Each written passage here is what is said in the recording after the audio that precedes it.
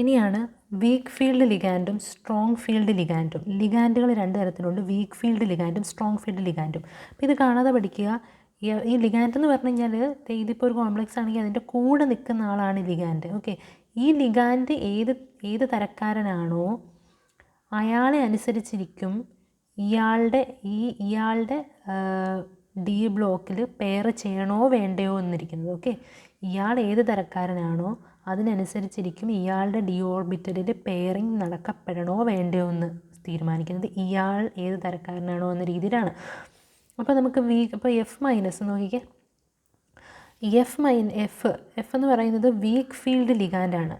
EN ethylene diamine എന്ന് പറയുന്ന ഈ സാധനം EN സ്ട്രോങ് ഫീൽഡ് ലിഗാൻഡാണ്. NH3 സ്ട്രോങ് ഫീൽഡ് ലിഗാൻഡാണ്. H2O വീക്ക് ഫീൽഡ് ലിഗാൻഡാണ്. അപ്പോൾ ഇവിടെ H2Oയും F മൈനസും എന്താണ്, വീക്ക് ഫീൽഡ് ലിഗാൻഡാണ്.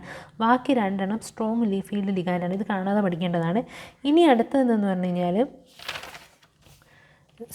ഇത് ഞാൻ ഈ പറയുന്ന കൺസെപ്റ്റുകളെല്ലാം അങ്ങ് കാണാതെ അങ്ങ് പഠിച്ച് വെച്ചേക്കുക. ഇത് ഫ്യൂച്ചറിൽ യൂസ് വരും. ഈ ഒരു ക്വസ്റ്റ്യനിൽ യൂസ് വരുന്നോ ഇല്ലയോ എന്നതിലുപരി ഇനി നമ്മൾ അടുത്ത പ്രാവശ്യം ചെയ്യുമ്പോൾ നമുക്ക് യൂസ് വരും. സ്ട്രോങ് ഫീൽഡ് ലിഗാൻഡുകൾ ലോ സ്പിൻ കോംപ്ലക്സ് ഫോം ചെയ്യും. എന്താണ് സ്ട്രോങ് ഫീൽഡ് ലിഗാൻഡുകൾ ലോ സ്പിൻ കോംപ്ലക്സ് ഫോം ചെയ്യും. സ്ട്രോങ് ആയത് ലോ സ്പിൻ കോംപ്ലക്സ് ഫോം ചെയ്യുന്നു. വീക്ക് ഫീൽഡ് ലിഗാൻഡുകൾ ഹൈ സ്പിൻ കോംപ്ലക്സുകൾ ഫോം ചെയ്യുന്നു എന്ന് പഠിച്ചു വെക്കുക. ഓക്കെ, ഇനി അടുത്തത് വളരെ ഇമ്പോർട്ടൻ്റ് ആണ്. ഈ സ്ട്രോങ് ഫീൽഡ് ലിഗാൻഡ് വന്നാൽ എങ്ങനെ പെയറിങ് നടക്കും, വീക്ക് ഫീൽഡ് ലിഗാൻഡ് വന്നു കഴിഞ്ഞാൽ എങ്ങനെ പെയറിങ് നടക്കും എന്നുള്ളതാണ് ഇവിടെ എഴുതിയിരിക്കുന്നത്. സ്ട്രോങ് ഫീൽഡ് ലിഗാൻഡ് വന്നു കഴിഞ്ഞ് കഴിഞ്ഞാൽ ഡി ഓർബിറ്റലുകളിൽ ഇലക്ട്രോൺ പെയർ ചെയ്യപ്പെടും. ഓക്കെ, എന്താണ് സ്ട്രോങ് ഫീൽഡ് ലിഗാൻഡുകൾ വന്നു കഴിഞ്ഞാൽ ഡി ഓർബിറ്റലുകളിൽ ഇലക്ട്രോൺസ് പെയർ ചെയ്യപ്പെടും. വീക്ക് ഫീൽഡ് ലിഗാൻഡ് വന്നെങ്കിൽ ഡി ഓർബിറ്റലുകളിൽ ഇലക്ട്രോൺ പെയർ ചെയ്യപ്പെടില്ല. Causes pairing of electrons in D orbital strong field ligand. Okay, അതെങ്ങനെയാണെന്ന് വെച്ച് കഴിഞ്ഞാൽ ഉദാഹരണം നമ്മൾ പറഞ്ഞു കഴിഞ്ഞാൽ ഈ ഒരു കാര്യം കൂടെ ഓർക്കുക. ഈ പെയർ ചെയ്യപ്പെടുമ്പോൾ സ്പ്ലിറ്റ് ചെയ്തിട്ടാണ് പെയർ ചെയ്യപ്പെടുക. ഡി ഓർബിറ്റലിൽ പെയറിംഗ് നടക്കുന്ന സമയത്ത് ഡി ഓർബിറ്റലിൽ സ്പ്ലിറ്റ് ചെയ്തിട്ടാണ് പെയറിംഗ് നടക്കപ്പെടുക. അതെപ്പോഴും ഓർത്തിരിക്കണം. അതെന്താണെന്ന് വെച്ച് കഴിഞ്ഞാൽ ഇപ്പോൾ ഡി ഓർബിറ്റലിനെ നമുക്ക് രണ്ടായിട്ട് സ്പ്ലിറ്റ് ചെയ്യാം. T2G ഓർബിറ്റൽ എന്നും EG ഓർബിറ്റൽ എന്നും സ്പ്ലിറ്റ് ചെയ്യാം. എന്താണ് നോക്കിക്കേ, ഡി ഓർബിറ്റലിനെ നമുക്ക് T2G ഓർബിറ്റൽ എന്നും EG ഓർബിറ്റൽ എന്നും സ്പ്ലിറ്റ് ചെയ്യാം. അപ്പം ഡി ഓർബിറ്റലിൽ ഇത് കണ്ടു ഇപ്പോൾ 1 2 3 4 ഇലക്ട്രോൺസ് ആണുള്ളതെന്ന് വിചാരിച്ചോ. അപ്പം അപ്പോൾ ഇവിടെ വരുന്നത് ഒരു സ്ട്രോങ് ഫീൽഡ് ലിഗാൻഡ് ആണെന്നും വിചാരിച്ചു. അപ്പോൾ എന്ത് ചെയ്യും, പെയറിംഗ് നടക്കപ്പെടും. പെയറിംഗ് നടക്കപ്പെടുമ്പോൾ അത് ഇതിനെ എടുത്ത് ഇങ്ങോട്ടും ഇടരുത്. കാരണം മനസ്സിലായി, അങ്ങനെ ഇവിടെ വെച്ച് പെയർ ചെയ്യരുത്. സ്പ്ലിറ്റ് ചെയ്തിട്ടേ പെയർ ചെയ്യപ്പെടാവുള്ളൂ. സ്പ്ലിറ്റ് ചെയ്യുക, ദെൻ പെയർ ചെയ്യുക. അപ്പോൾ ഇതിനെ ആദ്യം സ്പ്ലിറ്റ് ചെയ്യുക. T2G എന്നും EG എന്നും പറഞ്ഞ് സ്പ്ലിറ്റ് ചെയ്യുക. അപ്പോൾ ഇവിടെ മൊത്തം 4 എണ്ണം അല്ലേ ഉള്ളത്. 4 എണ്ണം ഉള്ളപ്പോൾ 1 2 3 അത് ഫില്ലായി. ഇനി അടുത്തത് 4 കണ്ടോ. അങ്ങനെയാണ് പെയർ ചെയ്യപ്പെടേണ്ടത്. ഓക്കെ, ഇത് വളരെ ഇമ്പോർട്ടൻ്റ് ആണ്. ഓക്കെ, ഇനി നമുക്ക് ഇവിടെ വേണ്ട കൺസെപ്റ്റുകളെല്ലാം നമ്മൾ പറഞ്ഞു കഴിഞ്ഞു. ഞാൻ ഈ പേജ് ഞാൻ ജസ്റ്റ് ഒന്ന് ഇങ്ങനെ പിടിക്കാം. കാരണം ജസ്റ്റ് പോസ് ചെയ്തിട്ട് ഇതാണ് ഇതിൻ്റെ ആൻസർ എക്സ്പ്ലനേഷൻ എന്ന് പറയുന്നത് ഈ 2 പേജുകളിലായിട്ട് കിടപ്പുണ്ട്. അപ്പുറത്തെ പേജിൽ ഒരെണ്ണമുണ്ട്. എന്നാലും ഇതൊന്ന് ജസ്റ്റ് പോസ് ചെയ്ത് കഴിഞ്ഞാൽ ഒറ്റയടിക്ക് തന്നെ ഇതിൻ്റെ സൊല്യൂഷൻ കിട്ടും. ഓക്കെ, അപ്പോൾ നമുക്കിനി ഓപ്ഷൻ 1 ഇനി നമുക്ക് ഓരോ ഓപ്ഷനായിട്ട് എടുത്ത് നോക്കാം. ഓപ്ഷൻ 1ൽ FeF6 -3 ആണ് വന്നിരിക്കുന്നത്. അപ്പം നമുക്ക് ആദ്യമേ ഈ ഇവിടെയുള്ള Feയുടെ ഓക്സിഡേഷൻ സ്റ്റേറ്റ് നമ്മൾ നോക്കണം. അത് നോക്കാൻ അറിയാമല്ലോ. ഇവിടെ X എന്ന് കൊടുക്കുക, ഇവിടെ 1 × 6 എന്ന് കൊടുക്കുക, -6 = -3. അവിടെ നിന്ന് നമുക്ക് കിട്ടും Xൻ്റെ 3 ആണെന്ന് കിട്ടും. ഇനി ഞാൻ ഇവിടെ ഇങ്ങനെ എഴുതിയിട്ടുണ്ട്, അതായത് അയണിൻ്റെ 4ാമത്തെ പീരീഡാണ്, ആറ്റോമിക് നമ്പർ 26 ആണ്. ഇതെന്തിനാണ് ഇങ്ങനെ എഴുതിയേക്കുന്നതെന്ന് വെച്ച് കഴിഞ്ഞാൽ ഇതൊക്കെ അങ്ങ് കാണാതെ പഠിക്കുക. ഇതൊക്കെ ഫ്യൂച്ചറിൽ നമുക്ക് യൂസ്ഫുൾ ആകുന്നതാണ്. ഏതെങ്കിലുമൊക്കെ ചാപ്റ്ററിൽ യൂസ്ഫുൾ ആകും. സോ അയൺ 4th പീരീഡാണ്. ഓക്കെ, അയൺ 4th പീരീഡാണ്. നമ്മൾ പഠിച്ചല്ലോ. അതെ, 4th പീരീഡിൽ വരുന്ന കുറച്ച് ആളുകൾ 4th പീരീഡിൽ വരുന്ന ഡി ബ്ലോക്ക് എലമെൻസിനെ നമ്മൾ പഠിച്ചു. സ്കൂട്ടി, വിക്രമൻ, ഫെക്കോ, നിക്കോസൻ. ഓക്കെ, അതേപോലെ തന്നെ അറ്റോമിക് നമ്പർ എന്ന് പറയുന്നത് 26 ആണ്. അറ്റോമിക് നമ്പർ അയണിൻ്റെ 26 ആണ്. ഇനിയിപ്പോൾ നമ്മൾ എഴുതുന്നതെന്ന് പറഞ്ഞു കഴിഞ്ഞാൽ നിയറസ്റ്റ് ആക്ച്വലി ഈ അയൺ Fe3+ൻ്റെ ഇലക്ട്രോണിക് കോൺഫിഗറേഷൻ എഴുതാൻ വേണ്ടിയിട്ടാണ്. അപ്പോൾ നമ്മൾ ഇതിൻ്റെ ആദ്യത്തെ സ്റ്റെപ്പ് എന്താണെന്നറിയാമോ? നോർമൽ എഫിൻ്റെ എഴുതുക. അപ്പോൾ നോർമൽ എഫിൻ്റെ എഴുതാൻ എന്താ നമ്മൾ ചെയ്യേണ്ടത്? നോർമൽ എഫിൻ്റെ എഴുതാനായിട്ട് ആദ്യം നമ്മൾ എഫ് ഏത് ബ്ലോക്കാണ് എന്നുള്ളത് അറിഞ്ഞിരിക്കണം. അതറിഞ്ഞാൽ മാത്രമാണ് നമുക്ക് ബാക്കി പ്രൊസീഡ് ചെയ്യാൻ പറ്റും. അപ്പോൾ ആദ്യം ഒരു എലമെൻറ്റ് കിട്ടിയാൽ അത് ഏത് ബ്ലോക്കാണെന്നറിയുക.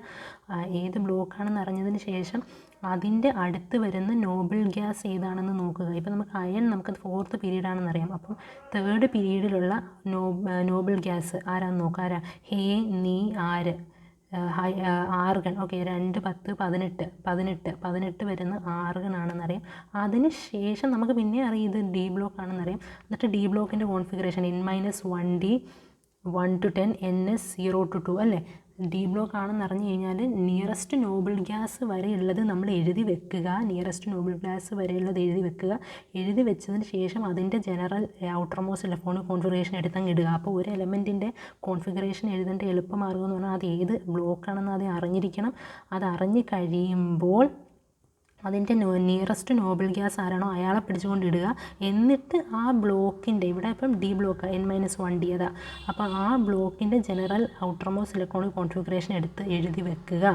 ഓക്കെ, അപ്പോൾ അങ്ങനെയാണ് ഈ ചെയ്തിരിക്കുന്നത്. അപ്പം അങ്ങനെയാണ് ഞാൻ എല്ലാ എലമെൻസും ഞാൻ അങ്ങനെയാണ് സോൾവ് ചെയ്തിരിക്കുന്നത്. ഓക്കെ, ഇവിടെ വരുന്ന എല്ലാത്തിനെയും ഞാൻ അങ്ങനെയാണ് സോൾവ് ചെയ്തിരിക്കുന്നത്. അപ്പോൾ നോക്കിക്കേ, ആദ്യം നമ്മൾ ആർഗൺ എത്ര 18 എഴുതി വെച്ചിട്ടുണ്ട്. ബാക്കി എത്രയാണെന്നുള്ളത് കണക്ക് കൂട്ടി എഴുതി വെച്ചു. Fe3+ എഴുതി. Fe3+ എഴുതുമ്പോൾ നമുക്ക് 3D5 ആണ് വരുന്നത്. 3D5 എന്നിട്ട് നമുക്ക് പിന്നീട് ചെയ്യേണ്ടത് നമുക്ക് കൂടെ വരുന്ന ലിഗാൻഡ് എന്താണെന്ന് നോക്കുക. എഫ് നമുക്കറിയാം ഒരു വീക്ക് ഫീൽഡ് ലിഗാൻഡ് ആണെന്ന് നമ്മൾ എഴുതി വെച്ചിട്ടുണ്ട്. അതുകൊണ്ട് തന്നെ പെയറിങ് നടക്കുമോ? പെയറിങ് നടക്കത്തില്ല. F is a weak field ligand, pairing നടക്കത്തില്ല. അതുകൊണ്ട് എത്ര അൺപെയർഡ് ഉണ്ട്? 1, 2, 3, 4, 5 പെയറിങ് ഉണ്ട്. അതുകൊണ്ട് ഓപ്ഷൻ 1 കറക്റ്റാണ്. നോക്കിക്കേ, ഓപ്ഷൻ 1-നകത്ത് എന്നാ നടക്കുന്നത്? ഓപ്ഷൻ 1-നകത്ത് 5 എന്നാണ് കിടക്കുന്നത്. ഓക്കെ, അപ്പോൾ അത് ശരിയല്ലേ? 5 അൺപെയ്ഡ് ഇലക്ട്രോൺ അല്ലേ അവിടെ ഉള്ളത്. അപ്പോൾ ഓപ്ഷൻ 1 കറക്റ്റാണ്. നമുക്ക് വേണ്ടത് ഇൻകറക്റ്റ് വേർഡാണ്. ഇനി നമുക്ക് ഓപ്ഷൻ 2 നോക്കാം. ഓപ്ഷൻ 2-നകത്ത് നമുക്ക് ആദ്യം കണ്ടുപിടിക്കേണ്ടത് ഈ പുള്ളിക്കാരൻ്റെ ഓക്സിഡേഷൻ സ്റ്റേറ്റാണ്. അത് കണ്ടുപിടിക്കാൻ അറിയില്ല. ഇതിന് X എന്ന് കൊടുക്കുക. X - 0 × 3. ഈ എഥിലീൻ ഡയമീൻ്റെ ഓക്സിഡേഷൻ സ്റ്റേറ്റ് എന്ന് പറയുന്നത് 0 ആണ്. അവിടെ ഈ ആ ലിഗാൻഡിൻ്റെത് × 3 = +2. എന്നിട്ട് അവിടെ നിന്ന് എക്സിൻ്റെ വാല്യൂ നമ്മൾ കണ്ടുപിടിച്ചു. Chromium 4th പീരീഡാണ്. അറ്റോമിക് നമ്പർ 24 ആണ്. ഇതൊക്കെ ഞാൻ കാണാതെ പഠിച്ചേക്കണേ, കാരണം ഇതൊക്കെ ഫ്രീക്വൻ്റ് ആയിട്ട് വരുന്ന ഇതാണ്. ഓക്കെ, നിയറസ്റ്റ് നോബിൾ ഗ്യാസ് ഇത് CR-ൻ്റെ എഴുതി വെച്ചു. Cr2+ എഴുതി വെച്ചു. അപ്പോൾ ഈ എഥിലീൻ ഡയമീൻ നമുക്കറിയാം എന്താണ്? ഒരു സ്ട്രോങ് ഫീൽഡ് ലിഗാൻഡാണ്. Leading to low spin complex ആണ് നമ്മൾ പറഞ്ഞു. അതുകൊണ്ട് അവിടെ പെയറിങ് നടക്കും. 3D ഓർബിറ്റൽ പെയറിങ് നടക്കും. നോക്കിക്കുക, 3D ഓർബിറ്റലിനെ സ്പ്ലിറ്റ് ചെയ്തതിന് ശേഷമേ പെയർ ചെയ്യാവൂ, അല്ലെങ്കിൽ ആൻസർ തെറ്റും. അപ്പോൾ നമ്മൾ അപ്പോൾ നോക്കിക്കുക, പെയർ ചെയ്തപ്പോൾ 2 അൺപെയർഡ് ഇലക്ട്രോൺ ആണ്. നമ്മുടെ ക്വസ്റ്റ്യനകത്തും 2 തന്നെയാണ് കിടക്കുന്നത്. അതുകൊണ്ട് ഈ ഓപ്ഷനും എന്താണ്? കറക്റ്റാണ്. Option 2 is also correct. അപ്പോൾ ഇതെങ്ങനെ ചെയ്തതെന്ന് പറഞ്ഞാൽ ആദ്യം നമ്മൾ സ്ട്രോങ് ഫീൽഡ് ലിഗാൻഡാണെന്ന് കണ്ടുപിടിച്ചു, ലോ സ്പിൻ ആണെന്ന് കണ്ടുപിടിച്ചു. അപ്പോൾ തന്നെ സ്പ്ലിറ്റ് ചെയ്തിട്ട് എന്ത് ചെയ്തു? പെയർ ചെയ്തു. ഇങ്ങനെയാണ് സ്പ്ലിറ്റ് ചെയ്തിട്ട് പെയർ ചെയ്യുക. ഇനി അടുത്ത് നമുക്ക് ഓപ്ഷൻ 3 നോക്കാം.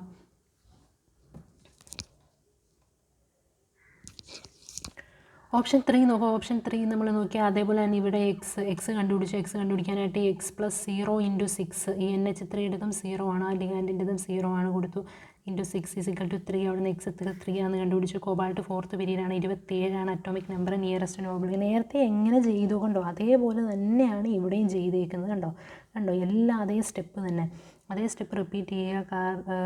കൊബാൾട്ടിൻ്റെ എഴുതി വെച്ചു. കോബാൾട്ട് 3 എഴുതി വെച്ചു. NH3 അതിൻ്റെ കൂടെ ആരാ ഉള്ളതെന്ന് നോക്കുക. NH3 എന്താണ്? ഈസ് എ സ്ട്രോങ് ഫീൽഡ് ലിഗാൻഡാണ്. Leading to low spin complex ആണ്. അതുകൊണ്ട് പെയറിങ് നടക്കും. പെയറിങ് അപ്പോൾ happens in 3D orbital after splitting. അപ്പോൾ നോക്കിക്കേ, ഇങ്ങനെ ചെയ്തിട്ട് അത് പെയർ T2Gയും EG ആയിട്ട് സ്പ്ലിറ്റ് ചെയ്തു. അപ്പോൾ ഇവിടെ നോക്കി 1, 2, 3, 4, 5, 6 6 അപ്പോൾ നമുക്കിങ്ങനെ 1, 2, 3, 4, 5, 6 അവിടെ എത്ര അൺപെയ്ഡ് ഉണ്ട്? ഒരു അൺപെയ്ഡ് പോലും ഇല്ല, എല്ലാം പെയ്ഡാണ്. അപ്പോൾ ഇവിടെ 0 അൺപെയ്ഡ് ഓഫ് ഇലക്ട്രോൺസ് ആണ്. എന്നാൽ നമ്മുടെ ഓപ്ഷനിൽ കൊടുത്തിരിക്കുന്നത് നോക്കിക്കേ, 4 അൺപെയ്ഡ് ഇലക്ട്രോൺസ് ഉണ്ടെന്ന്. അപ്പോൾ അതല്ലേ തെറ്റ്. അപ്പോൾ അതാണ് നമ്മുടെ ക്വസ്റ്റ്യൻ്റെ ആൻസർ എന്ന് പറയുന്നത്. അപ്പോൾ നമ്മുടെ ഓപ്ഷൻ 3 ആണ് നമ്മുടെ ആൻസർ എന്ന് പറയുന്നത്. ഓക്കെ, നോക്കിക്കേ, ഓപ്ഷൻ 3 ഈസ് റോങ്. അപ്പോൾ അതുകൊണ്ട് ഓപ്ഷൻ 3 തെറ്റാണ്. നമുക്ക് തെറ്റായിട്ടുള്ളതായിരുന്നു വേണ്ടത്. അപ്പോൾ അതാണ് നമ്മുടെ ആൻസർ. ഇനി അടുത്ത് നമുക്ക് 4ഉം കൂടെ നോക്കിക്കളയാം. 4ഉം അതേപോലെ തന്നെ നോക്കിക്കേ, നടുക്കുള്ള ആളുടെ ഓക്സിഡേഷൻ സ്റ്റേറ്റ് കണ്ടുപിടിക്കുക. x+0 × 6 = 2, x = 2 കിട്ടി. അപ്പം നമുക്ക് M+2 ആണ്. മാംഗനീസ് 4ാമത്തെ പീരീഡാണ്, 25ആണ് അറ്റോമിക് നമ്പർ. ഇതൊക്കെ അങ്ങ് പഠിച്ചേക്കണേ. നിയറസ്റ്റ് നോബിൾ ഗ്യാസ് ഇതാണ്. മാംഗനീസിൻ്റെ എഴുതി, മാംഗനീസ് +2ൻ്റെയാണ് നമുക്ക് വേണ്ടത്, അത് എഴുതി. അതിന് ശേഷം നമ്മൾ ഈ മാംഗനീസിൻ്റെ കൂടെ നിൽക്കുന്ന ആൾ സ്ട്രോങ് ആണോ വീക്ക് ആണോ എന്ന് നോക്കിക്കേ. H2 ഒരു വീക്ക് ഫീൽഡ് ലിഗാൻഡാണ്, അതുകൊണ്ട് വറി ആവേണ്ട ആവശ്യമില്ല.